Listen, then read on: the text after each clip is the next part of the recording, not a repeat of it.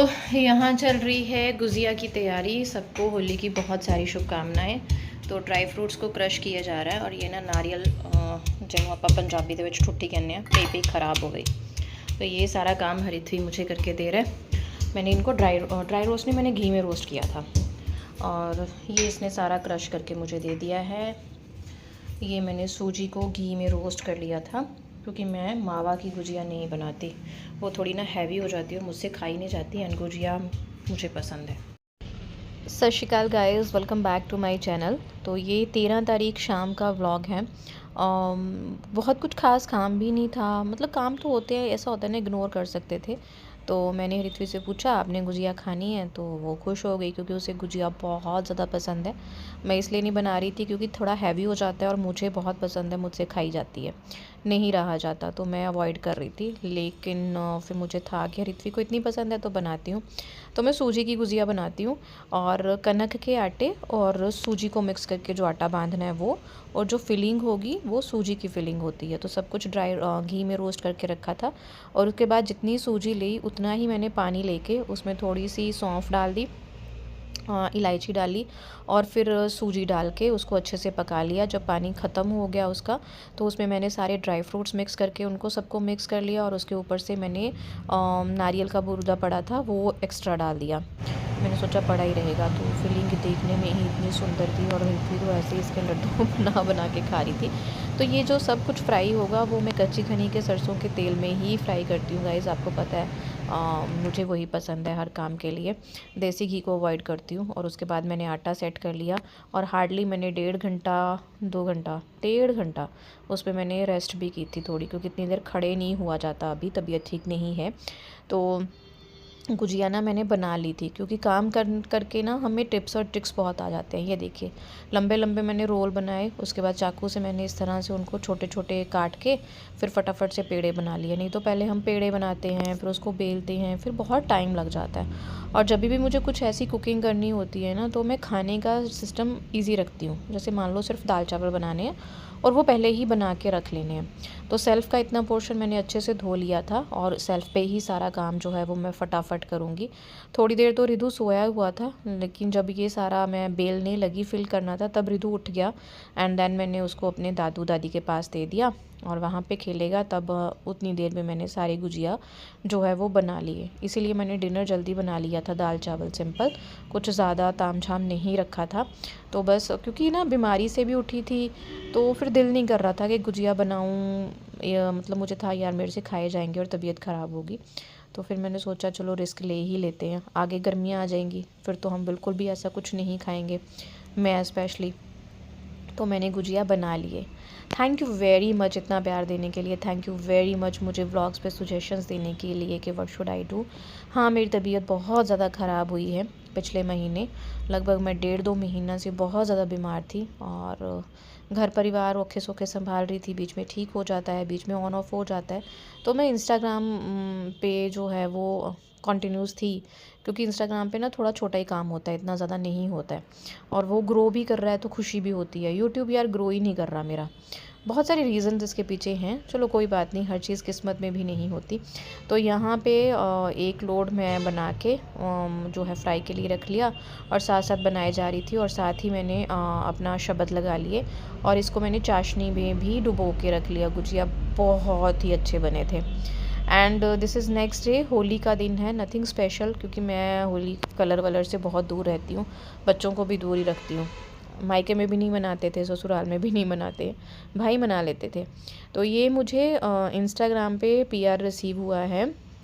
आप इंस्टाग्राम ज़रूर फॉलो कीजिएगा, मैं वहाँ पे पेज मेंशन करूँगी if you want to buy. तो सेरामिक की क्रॉकरी है ये, बहुत ही अच्छी, और ये स्टैंड भी उन्होंने ही भेजा है। और इनका रेट जो है ना वो अनदर साइट्स से जो है वो हल्का है, मतलब कम है। लाइक अगर ये आप सेरामिक की चीज़ें आप मीशो से ख़रीदते हो या अमेज़ोन से, तो मुझे पता नहीं, मैंने मीशो से कप मंगवाए थे वो 2 जो ईवल आई वाले हैं, तो वो रेट मीशो पे इनसे ज़्यादा था और इनका रेट उनसे कम है। और इनकी क्वालिटी, ओ माय गॉड, ये जो शुगर और टी के डिब्बे इन्होंने भेजे हैं, air tight container, these are very very good quality, air tight lid है इनकी। तो ये बस मैं इनको ही सजा के रख रही थी। आपको पता है मुझे किचन से कितना प्यार है, और किचन की कोई चीज़ आए तो फिर तो वो खुशी नहीं संभाली जाती। तो बस वही कर रही थी, लेकिन इसे सजाने में इतना टाइम लग गया। एक तो दिमाग नहीं काम कर रहा था कैसे सजाऊं, और दूसरा हृदय को आजकल ऐसा होता है कि जो मम्मा कर रही है वो मुझे करना है। तो आप मुझे इंस्टाग्राम पे ज़रूर फॉलो करिएगा, मीनाक्षी बहल करके मेरी आईडी है। मैं डिस्क्रिप्शन बॉक्स में उसका लिंक भी छोड़ूंगी।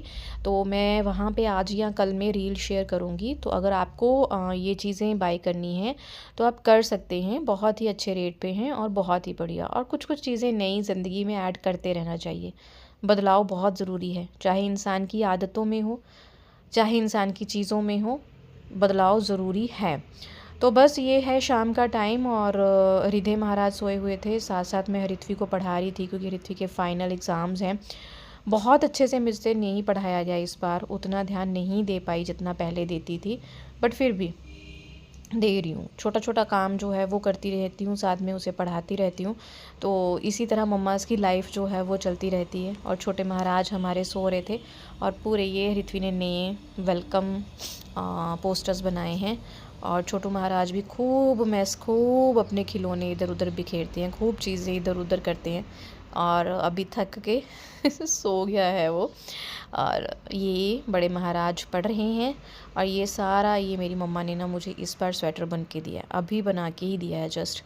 तो सर्दियों के कपड़े रख रही हूँ, हम औरतों के तो यही काम नहीं ख़त्म होते है ना। फिर गर्मियाँ के रखेंगे ये सारा, तो अभी मैं सर्दियों का जो सारा सिस्टम है वो उठा के रख रही हूँ, और गर्मियों का निकालूंगी, उसको धूप लगाऊंगी। अभी तो हमारे यहाँ बारिश का मौसम है। और डिनर साथ साथ तैयारी कर रही हूँ, और मैं बना रही हूँ आलू गाजर की सब्ज़ी। तबीयत पहले से थोड़ी सी बेटर हुई है, बट अभी टाइम लगेगा क्योंकि सीरियस बहुत ज़्यादा थी, तो टाइम लगेगा, है ना। कोई बात नहीं, हम औरतों का ऐसा ही है, थोड़ी सी चीज़ें ठीक होती हैं तो हम उठ के जो है वो घूमना शुरू कर देते हैं, ऐसा ही है ना। और ये वाली जो सेरामिक की मुझे क्रॉकरी आई है, और ये स्टैंड अच्छा खासा स्पेशियस ये स्टैंड है, इस पे आप डबल रो में चीज़ें रख सकते हो। मुझे बहुत पसंद है, इसे देखने के लिए ना मैं बार बार किचन में जाती हूँ। मुझे ना कप ख़रीदने का बहुत शौक़ है। शादी के बाद कुछ शौक़ मर गए या हमने खुद मार लिए, बड़े हो जाते हैं तो हम सोचते हैं क्या करना है, बट फिर भी मैंने ये मतलब ले ली चीज़ें, जो कप लिया, और इसे मैं अपनी आँखों के सामने रखती हूँ और मैक्सिमम दिन में यूज़ करती हूँ। अभी मेरा हो रहा है ग्रीन टी का टाइम, तो मैंने सोचा इसी में बनाई जाए और अच्छा सा शूट करके आपके साथ शेयर करूँ। कुछ जो चीज़ें आपको ज़िंदगी में खुशी देती हैं ना, वो हल्की फुल्की करते रहना चाहिए। मैं अपनी खुशियाँ ना मार लेती हूँ, पर अब सोच रही हूँ कि ज़िंदगी दोबारा से जीनी शुरू करूँ, देखते हैं। और ये सारा हृथ्वी ने अपना सिलेबस खुद से लिख के खुद से वो टिक करती है, what ever she had did, what ever left, कौन सी चीज़ को दोबारा रिवाइज़ करना है, कौन सी उसने कर ली है, सब वो खुद से लिखती है। और जो इतनी मेहनत मैंने उसके शुरू के सालों में उस पर की है ना, 4-5 साल तक, वो सारी मेहनत रंग लाई है। अब ऐसा है कि वो खुद बहुत ज़्यादा शार्प माइंडेड है। एंड होली की बहुत सारी शुभकामनाएं। भगवान आपके जीवन में बहुत सारी तरक्की, बहुत सारी खुशियाँ और अच्छे अच्छे कलर्स लेके आए। जैसा भी टाइम हो, अच्छा हो बुरा हो, भगवान जी का हाथ हमेशा सिर पे होना चाहिए। एक छोटा सा अगर मैं आपके साथ अपना शेयर करूं तो मैंने बहुत टफ टाइम देखा है। मुझे डेली होता है कि पता नहीं आज मेरी ज़िंदगी में कौन सा नया एडवेंचर आ जाएगा, कौन सी नई चीज़ मुझे जो है वो सहनी पड़ेगी।